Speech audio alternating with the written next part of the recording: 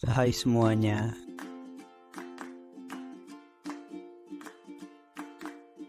kami dari kelompok 3 Sistem Politik Indonesia akan menyampaikan beberapa materi.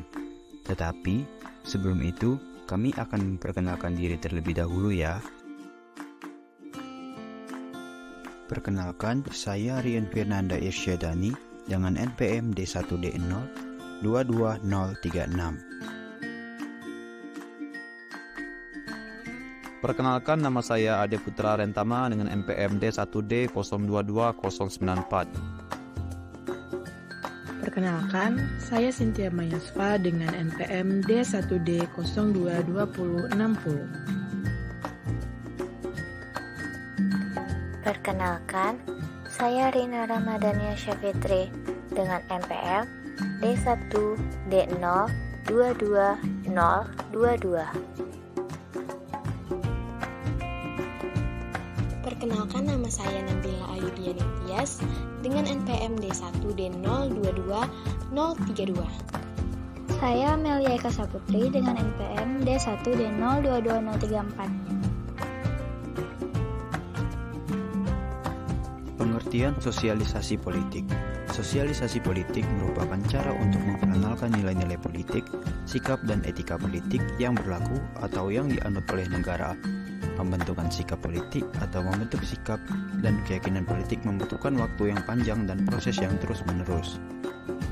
Sosialisasi politik adalah proses membentuk sikap dan orientasi politik melalui interaksi dan pengajaran dari generasi tua ke muda oleh 6 agen, yaitu keluarga, kelompok bermain, sekolah, pekerjaan, media massa, dan kontak politik langsung. Lingkungan sosial, ekonomi, politik dan budaya mempengaruhi sosialisasi politik yang mengubah nilai-nilai dan membentuk perilaku politik melalui proses belajar. Secara filsafat, sosialisasi politik adalah hakikat manusia yang ingin mengembangkan nilai-nilai pribadi dan pola keyakinan dalam lingkup suatu sistem. Pembentukan sikap politik sangat dipengaruhi oleh nilai-nilai lingkungan, tempat keberadaan individu. Sistem politik suatu negara akan mempengaruhi kepribadian politik warga negaranya. Dalam kehidupan sistem politik suatu negara, sosialisasi politik tidak lagi dalam skup kelompok, organisasi, partai politik, wilayah etis kultur, tetapi telah berada dalam skup negara yang berorientasi pada kepentingan dan keutuhan bangsa. Tujuan sosialisasi politik dapat dilihat dari beberapa dimensi, yaitu dimensi psikologis, dimensi ideologis, dan dimensi normatif. Dimensi pertama, sosialisasi politik terarah pada pembentukan sikap politik dan kepribadian politik yang secara utuh merupakan faktor-faktor kejiwaan. Kedua, adalah dimensi ideologis. Dimensi ini sebagai proses penerimaan terhadap ideologi yang telah menjadi pola keyakinan. Dimensi ketiga, yaitu dimensi normatif, menunjukkan kondisi terintegrasinya sikap mental dan pola pikir dalam sistem norma yang berlaku. Apabila ketiga dimensi tersebut telah dapat diwujudkan, sasaran antara atau tujuan antara sosialisasi politik telah berhasil dan upaya pelestarian sistem politik, sistem nilai dapat didekati. Fungsi rekrutmen politik. Jadi, rekrutmen politik adalah penyeleksian rakyat untuk melaksanakan urusan negara. Dalam Kamus Besar Bahasa Indonesia, rekrutmen politik adalah pemilihan dan pengangkatan orang untuk mengisi peran tertentu dalam sistem sosial berdasarkan sifat dan status atau kedudukan, seperti suku, kelahiran, kedudukan sosial, dan prestasi atau kombinasi dari semuanya. Kemudian ada tujuan rekrutmen politik, yaitu tujuannya adalah terpilihnya penyelenggara politik atau pemimpin pemerintahan negara dari tingkat pusat hingga tingkat terbawah atau lurah atau desa yang sesuai dengan kriteria atau persyaratan yang telah ditentukan dalam peraturan perundang-undangan yang berlaku dan atau yang ditentukan melalui konvensi atau hukum tidak tertulis yang berlaku dalam masyarakat atau rakyat Indonesia. Kemudian, objek rekrutmen politik masyarakat yang memiliki hak dan kewajiban menjadi objek dari rekrutmen politik adalah seluruh masyarakat Indonesia yang sah sebagai warga negara Indonesia berdasarkan Undang-Undang Dasar 1945 dan peraturan perundang-undangan lainnya. Hal ini sesuai dengan bunyi pasal 27 ayat 2 yang menyatakan bahwa setiap warga negara memiliki kedudukan yang sama dalam hukum dan pemerintah. Mekanisme dalam melaksanakan rekrutmen politik ini dapat dibagi dalam beberapa cara. Cara berikut yaitu yang pertama melalui pemilihan umum, yang kedua fit and proper test, yang ketiga adalah seleksi CPNS. Fungsi komunikasi politik. Komunikasi politik adalah salah satu fungsi yang dijalankan oleh partai politik dengan segala struktur yang tersedia. Mengadakan komunikasi informasi, isu dan gagasan politik. Partai politik menjalankan fungsi sebagai alat mengomunikasikan pandangan dan prinsip-prinsip partai, program kerja partai, gagasan partai, dan sebagainya. Pembagian teori komunikasi dalam beberapa konsep disesuaikan dengan sistem politik yang berlaku di negara yang bersangkutan. Yang pertama, ada konsep komunikasi dalam sistem politik authoritarianism.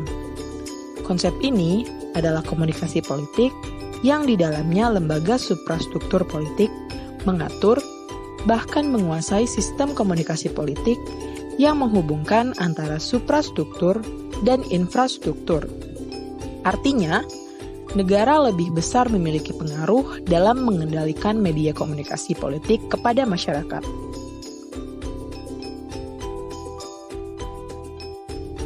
Sistem politik libertarianism. Pada konsep ini, lembaga infrastruktur politik memiliki kewenangan yang besar untuk mengatur, bahkan menguasai sistem komunikasi politik yang menghubungkan antara suprastruktur dan infrastruktur politik. Artinya, masyarakat lebih besar memiliki pengaruh dalam mengendalikan media komunikasi politik dalam kehidupan masyarakat dan negara. Politik dalam sistem politik social responsibility theory. Dalam komunikasi politik ini, lembaga suprastruktur politik mengatur, bahkan menguasai sebagian besar sistem komunikasi politik yang menghubungkan antara suprastruktur dan infrastruktur. Artinya, negara lebih besar memiliki pengaruh dalam mengendalikan media komunikasi politik kepada masyarakat.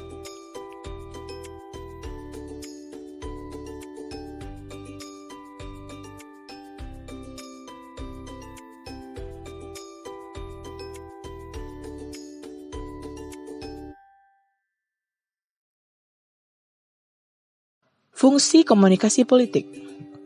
Fungsi komunikasi politik dapat ditinjau dari dua aspek, yaitu yang pertama, fungsi komunikasi politik dalam aspek totalitas.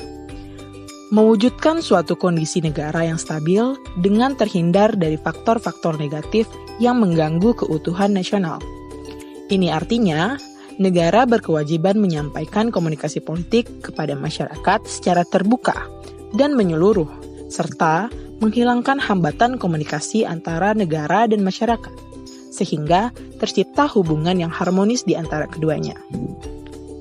Yang kedua, fungsi komunikasi politik dalam aspek hubungan suprastruktur dan infrastruktur.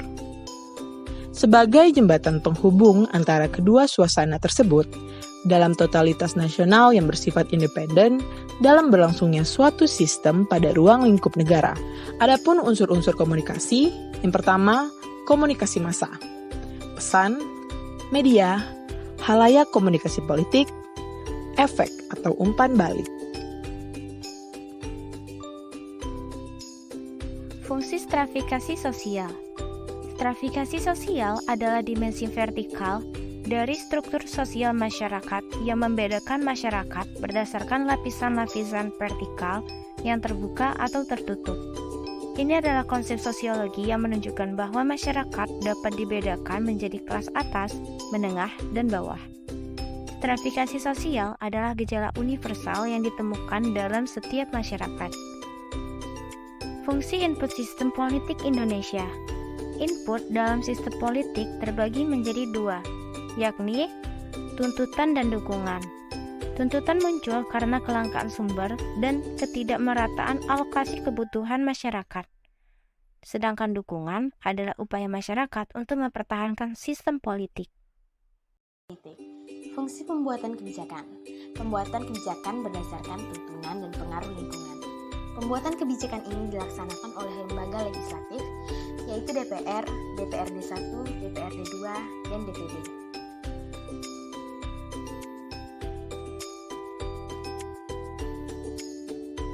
Fungsi output sistem politik.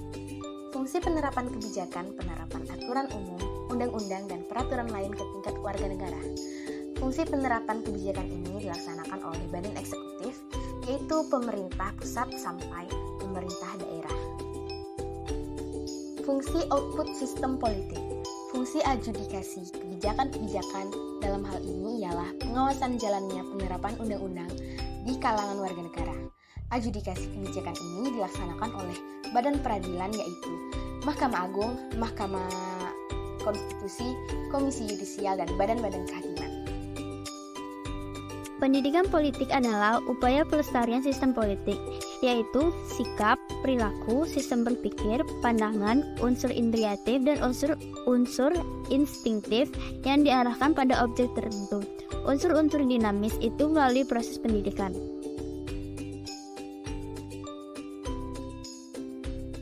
Satu, pendidikan politik nasional, civic. Tujuan pendidikan politik nasional atau civic adalah untuk mempersiapkan generasi penerus sebagai penerima dan pelanjut nilai-nilai, sistem politik, keyakinan, budaya. Menyamakan cara berpikir tentang nilai-nilai dan memantapkan sikap dan membangun hasrat untuk melestarikan nilai-nilai tersebut. 2. Pendidikan politik kelompok atau partai. Pendidikan politik kelompok atau partai bertujuan untuk pendidikan politik kader dan pengembangan organisasi partai. Pendidikan ini berorientasi pada pemantapan dan pengembangan program partai dan memelihara mekanisme demokrasi melalui 3 jenjang. Yang pertama, memahami arti organisasi dan loyalitas. Yang kedua, membuka wawasan berpikir dan menumbuhkan dinamika dan kreativitas. Dan yang ketiga, membentuk sumber insani yang berkonseptual